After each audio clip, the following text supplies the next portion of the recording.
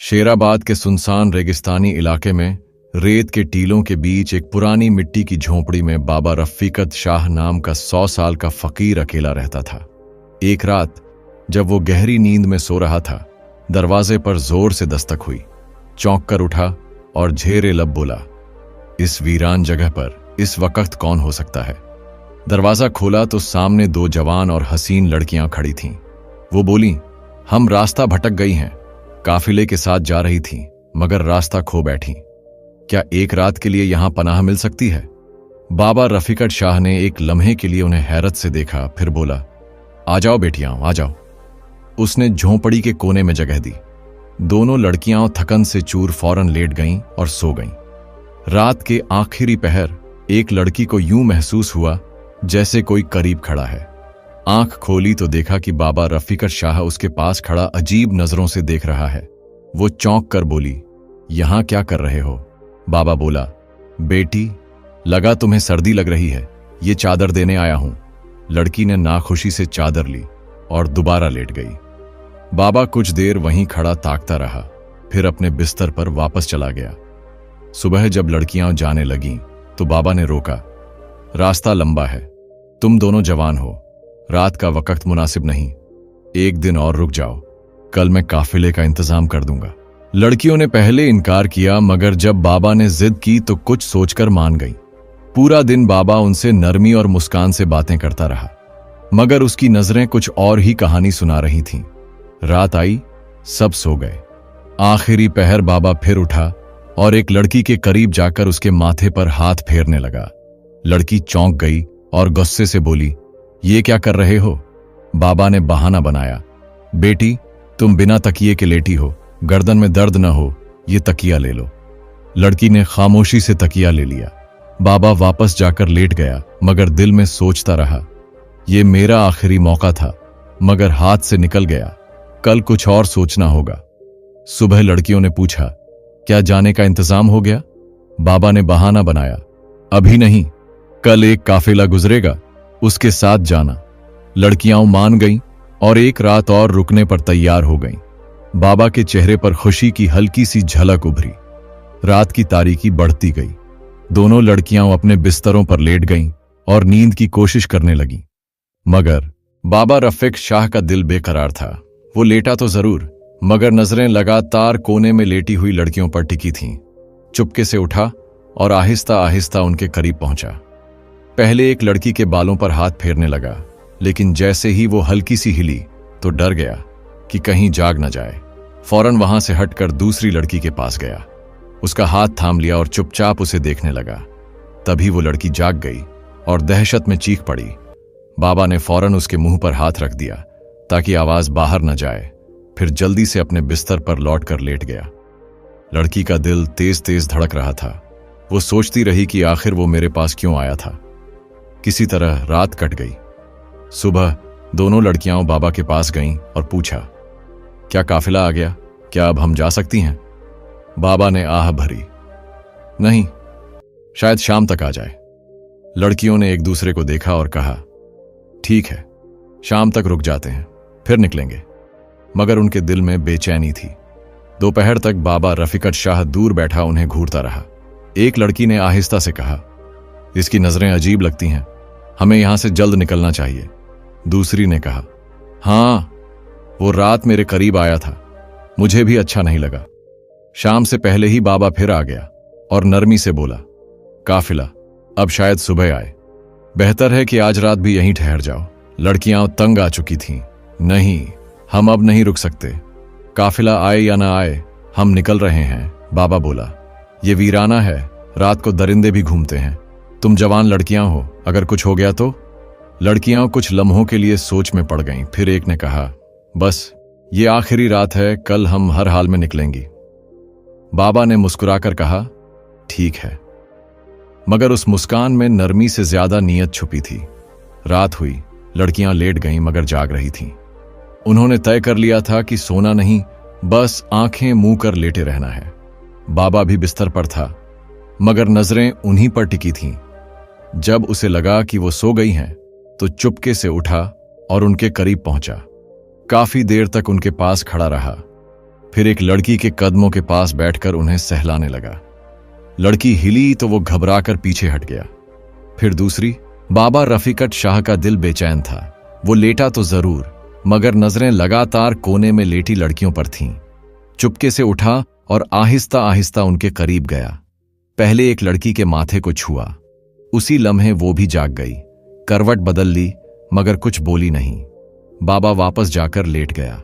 उसका दिल तेजी से धड़क रहा था, मगर चेहरे पर कोई शर्मिंदगी नहीं थी।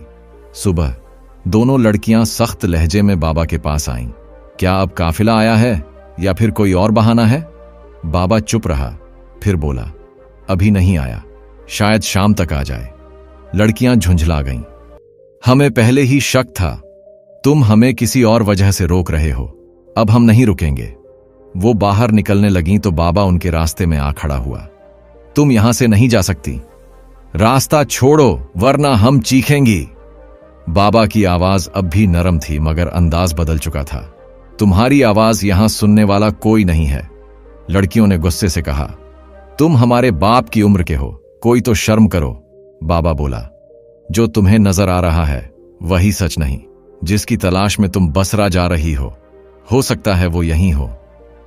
ये सुनकर लड़कियां चौंक गईं। तुम्हें कैसे पता कि हम किसी को ढूंढ रही हैं?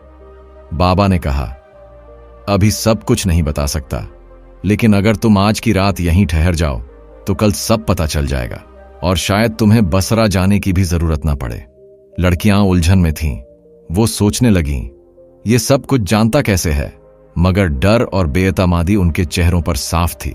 धक्का देकर वो झोंपड़ी से निकल गईं। बाबा पीछे पीछे आया, हांफता हुआ बोला, अगर तुम चली गईं तो सब बर्बाद हो जाएगा।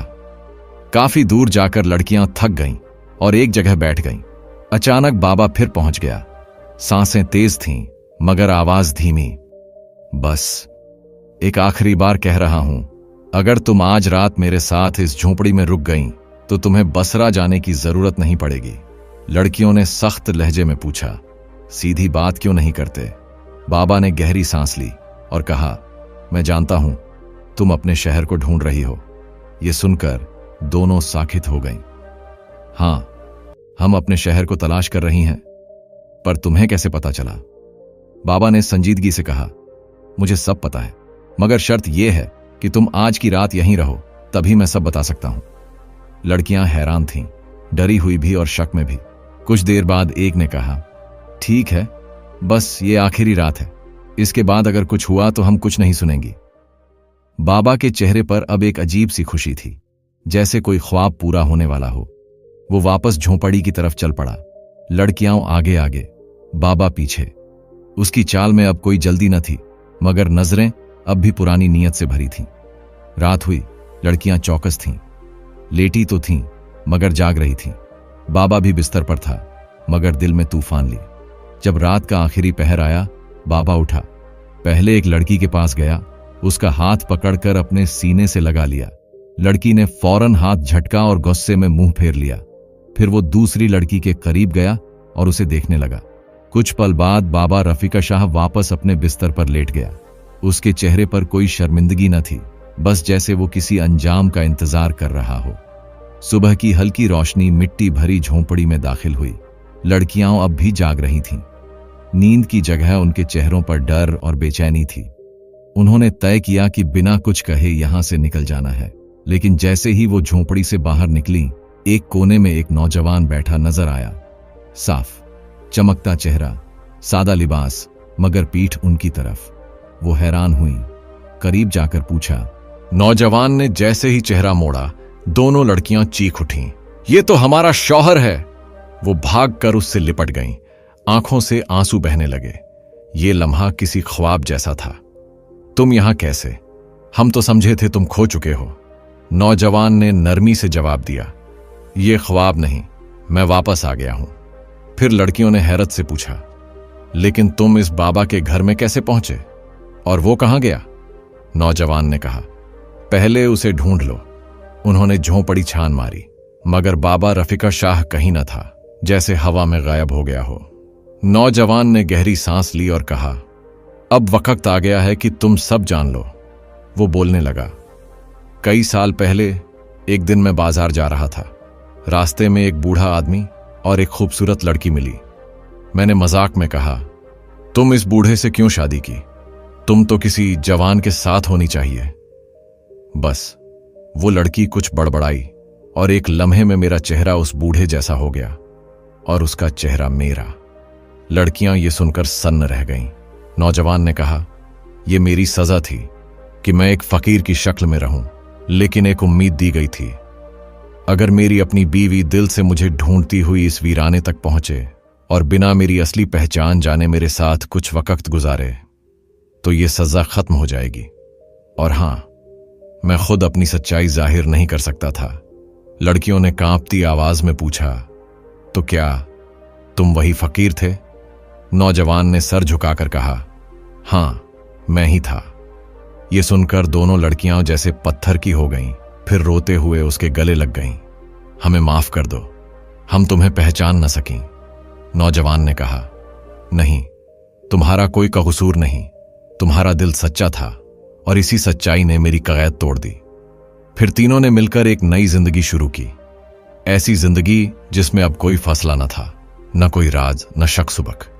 मोहब्बत अगर सच्ची हो तो वो हर आजमाइश, वक्त और फैसले को पार करके वापस आती है। गरूर मोहब्बत को सज्जा बना देता है, लेकिन सब्र, वफा और खुलूस के साथ वही मोहब्बत इनाम बन जाती है। इंसान की असल पहचान उसके चेहरे में नहीं, उसके दिल की सच्चाई में होती है।